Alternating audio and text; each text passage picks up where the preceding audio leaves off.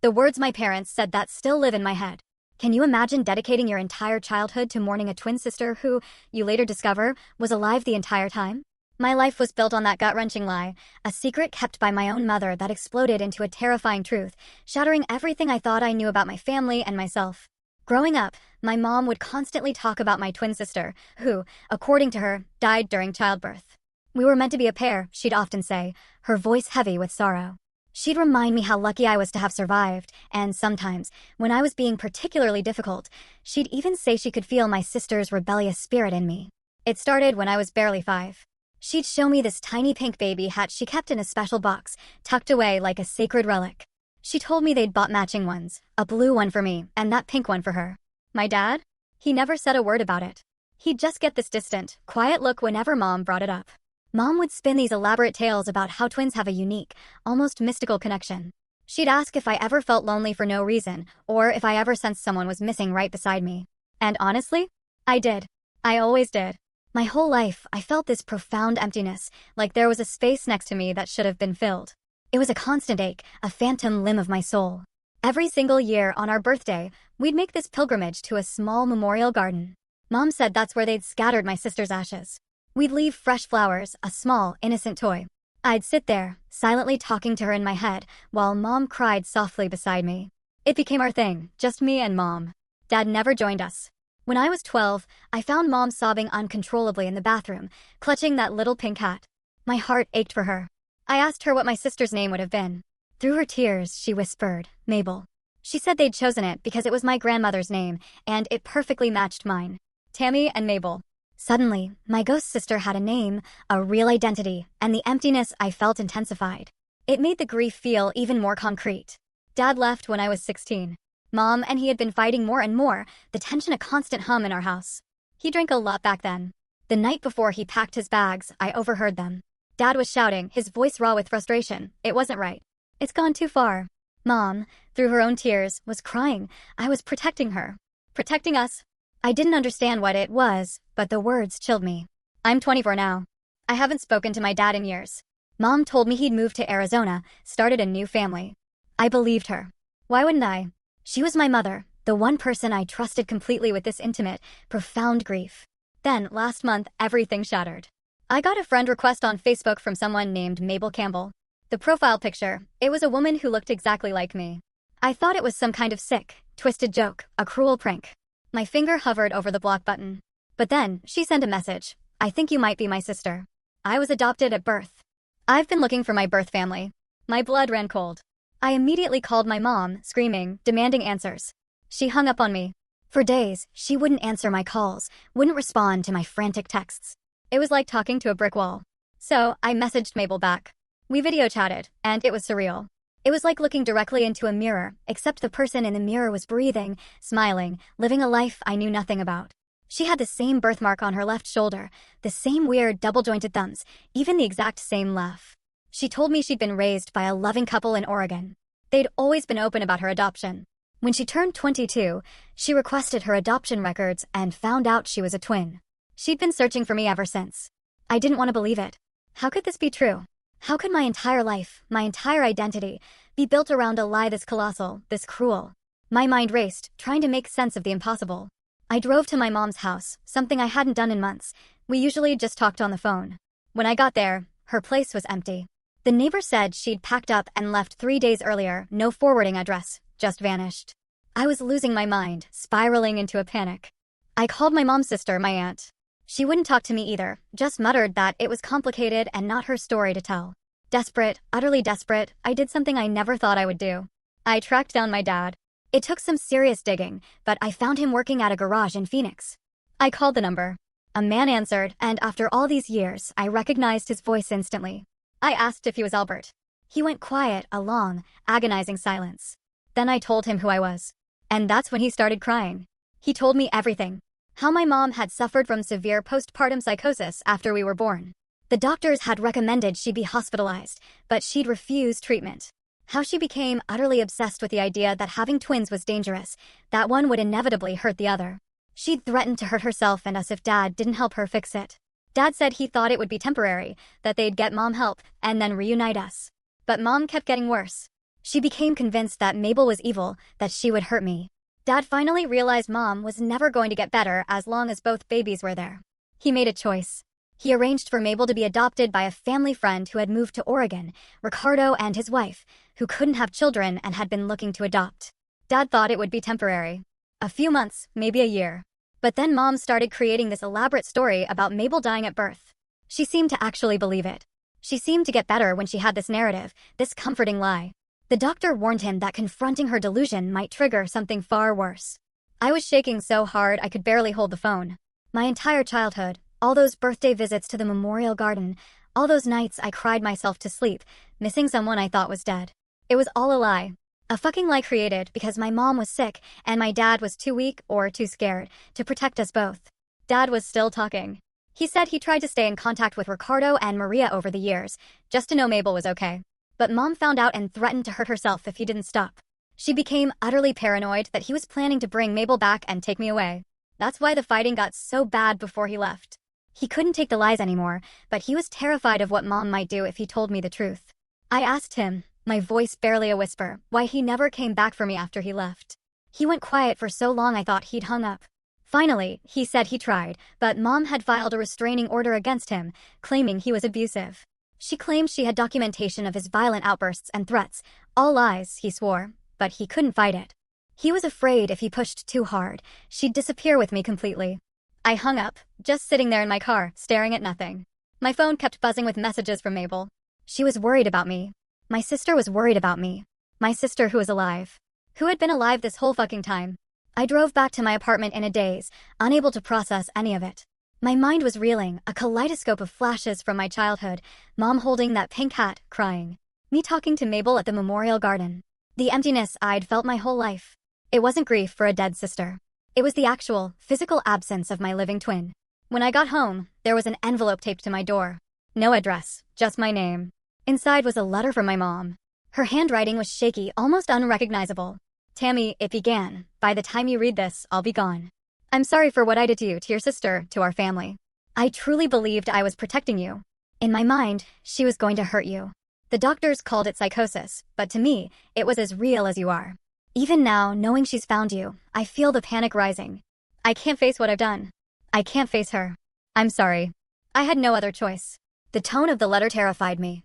I called the police immediately. They took the information but didn't seem too concerned. Said adults have the right to disappear if they want to.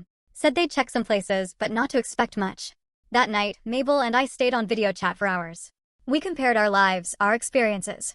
She had good parents, a normal childhood.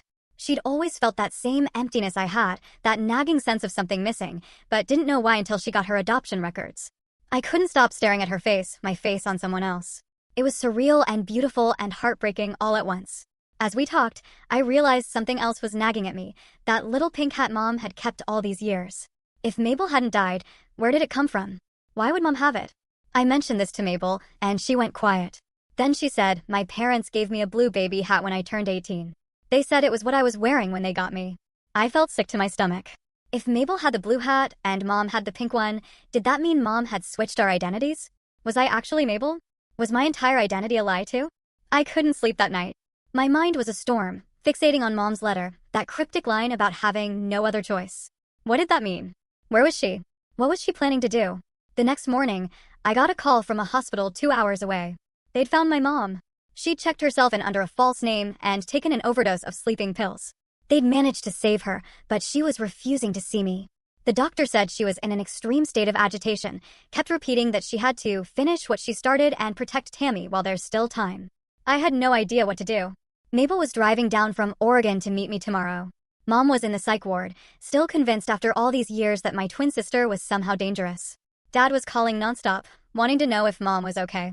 My entire life, my very foundation, had been shaped by my mom's words about a dead sister who was never dead. The grief, the emptiness, the yearly rituals, all based on a delusion so powerful it tore my family apart. And now, I didn't even know if I was truly who I thought I was. I needed to see my mom. I needed answers. I needed to know who I really was. And I was terrified of what might happen when Mabel and I walked into that hospital together. I didn't sleep at all after finding out Mom was in the hospital. I kept replaying her letter in my head, especially that line about having no other choice. The doctors told me she was physically stable but mentally in crisis. They were keeping her on suicide watch and had her heavily sedated. I spent the whole day before Mabel arrived just pacing my apartment, chain-smoking on the balcony, a habit I'd quit 3 years ago, but suddenly desperately needed. I couldn't focus on anything. I kept opening my phone to look at Mabel's pictures, comparing them to mine. We were identical, not just similar. The same person in different clothes. How could Mom have maintained this lie for 24 years? How fucked up does your mind have to be to convince yourself one of your children is dead? Dad kept calling. I answered sometimes, ignored him other times. He was frantic about Mom, begging me to keep him updated. I was so angry with him, a simmering rage beneath my panic, I could barely speak. 24 years. He let this happen for 24 years. I know he was in an impossible situation with Mom's mental illness, but he left me with her. He left me alone with a woman so delusional she invented a dead twin. I told him Mabel was coming. He broke down crying again, asking if he could come too. I told him not yet. I couldn't handle both reunions at once. I needed to meet my sister first. My sister. The words felt strange in my mouth. I'd spent my whole life talking to a ghost, and now she was driving down Interstate 5 toward me. Mabel arrived around noon the next day. I was standing in my apartment parking lot when her car pulled in. We'd agreed to meet there, not at the hospital. We needed time together first. I saw her through the windshield, and my heart actually stopped for a second. She parked and got out slowly, as if afraid any sudden movement would scare me off. We just stood there, staring at each other. It was like looking into a mirror, except the mirror was breathing and blinking and had tears running down its face. Neither of us moved. I don't know how long we stood there. Maybe seconds, maybe minutes. Then she whispered my name, and something broke inside me. I don't remember who moved first. Suddenly, we were hugging, sobbing, and laughing all at once. Her arms around me felt like coming home to a place I'd never been. She smelled like me, but different. Different shampoo, different laundry detergent, but underneath the same. The exact same. We went up to my apartment and just talked for hours, comparing everything. Our favorite foods, both hate olives. Allergies, both get hives from cheap metal jewelry. Weird habits, both sleep with a pillow between our knees. We showed each other our driver's licenses, laughing at how different our signatures were. Hers was neat and curvy, mine was a chaotic scroll. It was like finding the other half of myself. All those years feeling incomplete. It wasn't grief. It was literally missing half of who I was supposed to be. But underneath the joy was this current of searing rage. Every time I looked at Mabel, I thought about what Mom had stolen from us. All the birthdays, all the fights and makeups, all the stupid twin games we could have played on people. All gone because Mom's broken mind decided one of us was dangerous. We decided to visit Mom together that evening. The hospital had called to say she was more lucid, though still refusing to see me. They thought maybe if I just showed up, she might agree to talk. They didn't know I was bringing her worst nightmare with me. On the drive to the hospital, Mabel told me more about her adoptive parents, Ricardo and Maria. They sounded wonderful, stable, loving people who had given her a normal life. They'd moved back to Oregon from Mexico just before the adoption. They had no idea about Mom's psychosis. Dad had just told them he and Mom couldn't keep both babies for personal reasons. They'd stayed in occasional contact with Dad until Mom found out. Mabel had actually found Dad first, about 6 months ago. That's how she got my name and was able to find me online. Dad had begged her to wait, saying he needed to prepare Mom, needed to find a way to tell me, but Mabel got tired of waiting. She wanted to know her twin. I couldn't blame her. At the hospital, we decided Mabel would wait in the car while I went in first. We didn't want to shock Mom too badly. The psychiatric unit was depressing. Beige walls, fluorescent lights, the smell of disinfectant barely covering something worse. The nurse led me to Mom's room, warning me she was still fragile. Mom looked small in the hospital bed. Her hair was tangled, face pale. She had an 4 in one arm and restraint cuffs on both wrists, though they weren't currently attached to anything. Hospital protocol after a suicide attempt, the nurse explained. She started crying immediately, saying she was sorry. She never meant for me to find out this way. I sat in the chair next to her bed, my heart pounding so hard I thought it might break my ribs. I wanted to scream at her, to shake her until her teeth rattled, but she looked so broken already. I asked her why. Just that. Why? She turned her face away, staring at the wall. She said the doctors had tried to explain it to her over the years. Postpartum psychosis, severe delusions, paranoid thinking. But none of that explained how real it had felt. How she could still close her eyes and see baby Mabel's face twisted with rage, tiny fingers reaching for my throat. I felt sick hearing this. She described horrifying hallucinations of my infant sister trying to strangle me. Said sometimes she'd wake up in the night and see Mabel standing over my crib, even though Mabel wasn't there. Said the voices told her only one twin could survive. That's how it worked with identical twins. One always tried to absorb the other. I asked her about the hats. The blue one Mabel had. The pink one Mom kept. She looked confused. Said they'd always been that way. Blue for me, pink for Mabel. I was Tammy. Mabel was Mabel. At least she hadn't switched our identities. That was one small mercy, a tiny thread of certainty in the unraveling chaos. I took a deep breath and told her Mabel was here. She went completely still, like a rabbit spotting a hawk. Then she started screaming. Not words, just this horrible, high-pitched sound. She pulled against the restraints so hard the four ripped out of her arm. Blood splattered across the white sheets. Nurses rushed in. They pushed me out of the room while they sedated her. I stood in the hallway shaking, listening to my mother scream that the evil one was coming to kill me, that she had to save me, that she'd rather die than let Mabel near me. I stumbled back to the car where Mabel was waiting. She took one look at my face and started crying. I told her what happened.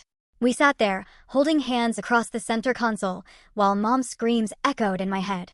The hospital called the next morning. Mom was awake, but heavily sedated. She was asking for me, just me. The doctor strongly advised against bringing Mabel. He said Mom's delusion about Mabel being dangerous was fixed and unshakable.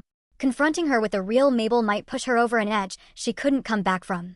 Mabel and I talked it over in my apartment. She was hurt, of course, but she understood. She'd waited 24 years to find me. She could wait a little longer for Mom. We agreed I'd go alone, try to talk to Mom calmly, see if there was any part of her that could be reasoned with. When I got to the hospital, Mom was sitting up in bed. They'd moved her to a different room, one with no windows and nothing she could use to hurt herself. She looked almost normal, just tired and sad. When she saw me, she reached for my hand. She told me she loved me, that everything she'd ever done was to protect me. I tried to stay calm. I told her Mabel wasn't dangerous, that she was kind and gentle and just wanted to know her mother. Mom's eyes hardened. She said I didn't understand, that Mabel would seem perfect at first. That was how she worked. She'd make me love her, and then, when I trusted her completely, she'd destroy me. I asked her how she could possibly know that when Mabel had been taken away as a newborn. Mom said she just knew. That mothers know these things, that twins were special, one good, one evil. It had always been that way through history. It was like talking to a brick wall. Every rational argument I made, she countered with this bizarre twin mythology she'd created. She believed it completely. I could see that now. This wasn't just a lie she'd told me. It was a reality she'd constructed and lived in for 24 years. Before I left, she grabbed my arm, her grip surprisingly strong. She said if I let Mabel into my life, one of us would end up dead. That's how it always ended with twins like us. She'd seen it in her dreams for years. Me lying in a pool of blood, Mabel standing over me, or worse, Mabel lying dead and me transformed. My soul gone, replaced by darkness. I left the hospital feeling hollow, completely drained. How do you reason with that level of delusion? How do you bridge the gap between her reality and actual reality? Mabel and I spent the next few days getting to know each other. We went through photo albums, comparing our childhoods. I met her adoptive parents over video chat. They seemed shell-shocked by the whole situation, but incredibly supportive of Mabel.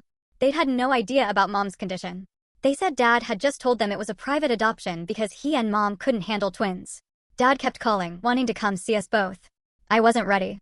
My anger at him kept flaring up. He should have fought harder. Should have found a way to keep us together, or at least to tell me the truth sooner. Part of me understood the impossible position he'd been in, but another part couldn't forgive him for leaving me with Mom, for allowing me to grow up talking to a memorial garden where no one was buried. The hospital called again yesterday. Mom was refusing to eat. She was convinced Mabel had poisoned her food. The doctor asked if I would come talk to her. Maybe I could convince her to eat. I went alone again. Mom looked worse, thinner, her eyes sunken and darting around the room. She whispered that Mabel was in the hospital somewhere, that she could sense her. I told her Mabel was at my apartment. Mom started crying, begging me not to go back there. Said it wasn't safe. I tried a different approach. I showed her pictures of Mabel and me together. Mom refused to look at them. She kept her eyes squeezed shut, shaking her head. I told her about all the similarities we'd discovered. How it felt to finally meet the person I'd been missing my whole life. Mom opened her eyes. Then she looked at me with such profound sadness it broke my heart. She said very quietly that she'd failed, that she'd tried so hard to keep us apart, to save me, but in the end, she couldn't. She asked me to forgive her for what she had to do next. I didn't understand what she meant then. I do now. After I left, Mom somehow convinced a nurse she was feeling better. She ate some food, took her meds, seemed calmer. They relaxed the protocol slightly. During shift change, she managed to get out of the unit. By the time they realized she was gone, she'd left the hospital entirely. The police are looking for her now. They've been to my apartment, taken her description. Mabel and I are staying at a hotel. The officer suggested it might be safer until they find Mom. They didn't say it outright, but the implication was clear. Mom might try to hurt Mabel or me or both of us. Mabel is sleeping in the bed next to mine as I type this. I keep looking over at her, still not quite believing she's real. Still not quite believing my entire childhood was built on a lie so massive it warped everything. Dad is driving up tomorrow. I finally agreed to see him. We all need to figure out what to do. How to find Mom before she does something we can undo. I'm scared of what will happen when we find her. I'm scared of what she might do. Mostly, I'm scared that when I look at her now, I don't see my mom anymore. I see a stranger who stole half my life from me, who is still trying to steal more. Dad showed up at our hotel early the next morning. I hadn't seen him in 8 years. He looked older, grayer, with deep lines around his eyes that spoke of too many sleepless nights. Mabel answered the door while I hung back, frozen. Watching them embrace felt surreal. She had grown up without him, yet they fell into each other's arms like they'd known each other forever, a missing piece finally clicking into place. I stayed by the window, unable to move, a knot of conflicting emotions in my gut. We sat in that generic hotel room, trying to figure out where Mom might have gone. Dad thought she might head to the Memorial Garden, the place she'd convinced herself held Mabel's ashes. It had been her twisted place of comfort, of reinforcing the lie. Mabel, ever practical, asked about other significant places from our childhood. I mentioned the cabin we used to rent each summer before Dad left. Mom had loved it there, said it was the only place she felt at peace. Dad's face changed when I mentioned the cabin. He said they'd actually owned it briefly, early in their marriage. They'd sold it when Mom got pregnant with us, needing the money for baby expenses, but Mom had always talked about buying it back someday. On a hunch, Dad called the current owners. Turned out they were an elderly couple who only used it during hunting season. The rest of the year, it sat empty. Dad asked if anyone had been there recently. The owner said he didn't think so, but they only checked on it every couple of months. We decided to drive up there, about 3 hours north into the mountains. The police had already checked Mom's apartment, her usual spots, even the Memorial Garden. They had nothing. We left them the cabin address and headed out. The drive was tense. Dad kept trying to explain himself, to justify his choices. How he'd been young and scared when Mom's psychosis started. How the doctors had said separating us might be temporary, just until Mom stabilized. How by the time he realized Mom was never going to accept reality, she'd already created this elaborate story about Mabel dying. How the doctors warned him that challenging her delusion directly could trigger a psychotic break that might endanger everyone. I understood intellectually the impossible bind he was in, but emotionally, I couldn't stop thinking about all those birthdays at the Memorial Garden. All those nights I'd talked to a sister I thought was dead. The profound emptiness that had shaped my entire identity. Mabel was quieter than I expected. Occasionally, she'd ask Dad questions about their life in Mexico before they moved back to the States, about his friendship with Ricardo. Not accusing, just trying to understand. The cabin was exactly like I remembered from childhood. Small, wooden, isolated at the end of a dirt road. Dad told us to wait in the car while he checked it out, but I ignored him. This was between Mom and me and Mabel. Especially Mabel. The cabin door was unlocked. Inside, it was dark and musty. Different furniture from what I remembered, but the same layout. Mom wasn't in the main room or kitchen. I called her name softly. No answer. We found her in the back bedroom, sitting on the floor, surrounded by old photographs and papers. Dad tried to approach her, but she shrank back against the wall, her eyes wide with a familiar terror. She wouldn't look at Mabel at all, kept her eyes fixed on me or the floor. When Mabel took a step forward, Mom started humming loudly, a desperate, frantic sound, like she was trying to block out her presence. I knelt down beside Mom, careful to keep some distance. I asked her to come back to the hospital with us, told her we were worried about her. She shook her head, still humming that strange, tuneless melody. Then she reached into her pocket and pulled out a small orange bottle. Prescription pills. My stomach dropped. She said she'd been saving them, one by one, sneaking them past the nurses. She'd known this day would come eventually, known that Mabel would find me, that the evil one would come back to finish what she started. I told her Mabel wasn't evil, that she was my sister, my twin, that she'd never hurt anyone. Dad was on the phone with 911, giving directions to the cabin. I could hear him, his voice tight with fear. Mom heard it, too. She looked at the pill bottle in her hand, then back at me, her expression strangely serene. She asked if I wanted to know the truth, the real truth about why she did what she did. I nodded, not trusting myself to speak. Mabel moved closer, sitting on the floor near us. Mom flinched, but didn't start humming again. Mom said it started before we were even born. She'd had dreams, vivid, terrifying dreams about twins fighting inside her, one protecting, one destroying. When we were born, she said she could feel it immediately. Which one was which? She said she tried to tell the doctors, but they just gave her pills that made her thoughts foggy. She described watching baby Mabel in her crib, convinced she could see darkness moving behind her eyes. Said she'd catch Mabel staring at me with an expression no baby should have. Said sometimes in the night she'd find Mabel's crib empty, the baby somehow standing over my crib despite being too young to stand or climb. It was chilling, horrifying, listening to her describe these hallucinations as if they were absolute reality, the undeniable truth. In her mind, she'd saved me. She truly believed she'd protected me from something evil. She looked at Mabel again, her expression softening slightly, a flicker of something human. She said she'd never hated Mabel. She'd mourned her. In her mind, the real Mabel had been taken over by something dark before she was even born. The separation wasn't punishment. It was mercy. She thought if Mabel was raised away from me, maybe the darkness would fade. Maybe Mabel could have a normal life. It was twisted logic, unfathomable, but I could finally see the full, terrifying picture of her delusion. In her mind, she hadn't been cruel. She'd been saving both of us in the only way she knew how.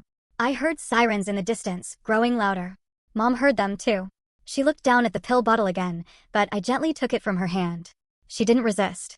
She just looked utterly exhausted, empty. The fight had gone out of her. The paramedics arrived with police. They took Mom out on a stretcher, back to the hospital, but to a different unit this time, one with higher security. The doctor said she'd likely be committed to a long-term psychiatric facility. Her delusions were too fixed, too resistant to treatment for her to be on her own. That was 3 weeks ago. Mabel went back to Oregon after a few days, but we talk constantly. She's planning to move closer. Not same city close, but close enough for regular visits. Her adoptive parents have been amazing through all this. They even reached out to Dad, offered to meet halfway, so we could all have dinner together. One big, complicated, broken family trying to heal. Dad and I are talking more. I'm still angry, still hurt, deeply so, but I'm trying to understand. He was 24 when all this happened. The same age I am now. I can't even begin to imagine facing what he faced. He made the wrong choice, a choice that tore our family apart. But I'm starting to see there were no good choices available to him. I visit Mom twice a week. Sometimes she's lucid, sometimes not. On her good days, she can look at pictures of Mabel and me together without becoming agitated. She'll never fully accept that her delusion wasn't reality. The doctors say that's not how fixed delusions work. But with medication and therapy, she's learning to live alongside a reality that contradicts her internal one. Last visit, she told me something that keeps echoing in my head. She said, "I gave you a ghost for a sister because I thought it was safer than the alternative." In her broken mind, that made perfect, heartbreaking sense. She thought she was protecting me from something terrible. Instead, she stole half my life from me. Stole my twin, my identity, my understanding of who I was and where I came from. All those years, I felt incomplete. I was incomplete. The worst part is, she'll never fully understand what she did. Never fully grasp the magnitude of what she took from us. Mabel and I are planning a trip together. Just the two of us. We're trying to make up for lost time, though we know we can never get those 24 years back. Sometimes I still wake up thinking it was all a dream, that Mabel is still just a ghost I talked to in my head. Then she'll text me something only a twin would understand. And I remember she's real.